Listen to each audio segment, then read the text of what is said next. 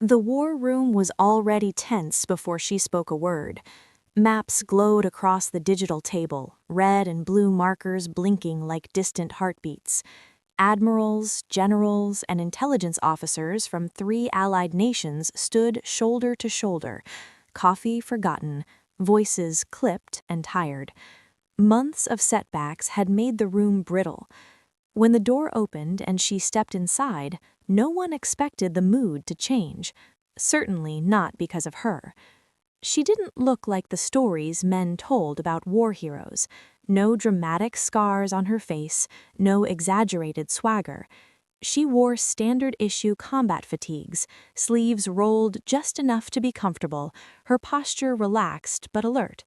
She took a place near the edge of the room, silent, observing. A few officers glanced at her badge and then away. Another special operator, they assumed. Another body to move on the board. Rear Admiral Thomas Hale of the U.S. Navy SEALs leaned back against the table, arms crossed. He had been fighting wars longer than some of the officers in the room had been alive.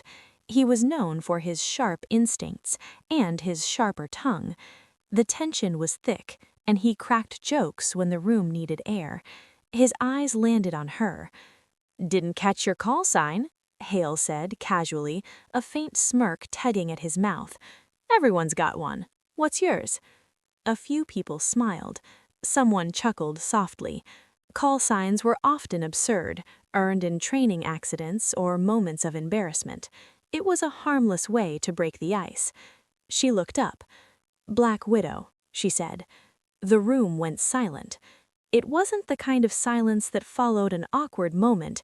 It was sudden and absolute, as if someone had pulled the air out of the space. No one laughed. No one moved. Even the low hum of electronics seemed louder now. Admiral Hale's smile vanished. He straightened slowly, his expression shifting from amusement to something harder, recognition mixed with disbelief. Around the table, intelligence officers exchanged glances. A British colonel frowned, then stiffened. A CIA analyst froze mid-note. "Black Widow," Hale repeated, carefully this time. She nodded once, confirmed. Hale stepped closer, studying her face as if searching for a ghost. He had heard that call sign years ago, whispered in after-action reports that were sealed before most eyes could read them. Black Widow wasn't a nickname, it was a warning. A solo operative embedded in missions so volatile they were never officially approved. When diplomacy failed and deniability mattered more than success, Black Widow was deployed. "She's dead," someone said quietly. "I was." That helped. The Admiral exhaled slowly. He remembered now.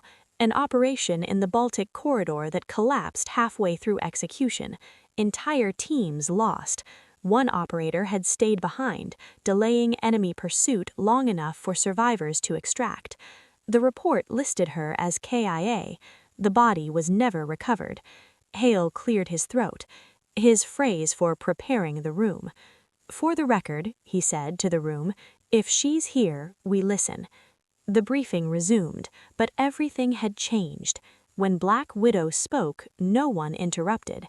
She pointed to routes others had missed on satellite imagery, identified choke points invisible on satellite imagery, and predicted enemy movements with unsettling accuracy. She didn't speculate, she knew. Every suggestion came from experience earned the hard way. When an intelligence officer questioned her probability estimates, Hale raised a hand. "If she says it's 90%, he said, flatly, "assume the other 10 is mercy." The mission she proposed was brutal, high risk, minimal support. It required precision, timing, and someone willing to operate alone behind enemy lines. Silence followed as the room absorbed the plan. "I'll take it," she said. "No," a NATO general objected. "That's a suicide op." She met his gaze. "That's why it works." 3 nights later, the strike unfolded exactly as she predicted. Enemy supply lines collapsed, command nodes went dark, confusion spread through hostile ranks like a disease. By the time Allied forces moved in, resistance was fractured and disorganized. Casualties were minimal, victory was decisive. In the war room, feeds cut in and out, but one thing was clear: Black Widow was everywhere and nowhere at once. When the final objective was secured, there was no dramatic extraction footage, just a single encrypted signal confirming mission success. She returned before dawn. Hale found her alone in the corridor outside the war room, removing her gloves. For a moment, he said nothing. "You know," he said finally, "I asked your call sign as a joke." She gave a faint smile. Most people do. He studied her carefully. Why keep it? Because it reminds them. Underestimate the wrong thing, and it's the last mistake you make. The Admiral nodded. In a world obsessed with noise and spectacle, Black Widow had survived by being silent, patient, and lethal. And as the war moved forward, every officer in that room would remember the moment a simple joke turned into a lesson none of them would ever forget.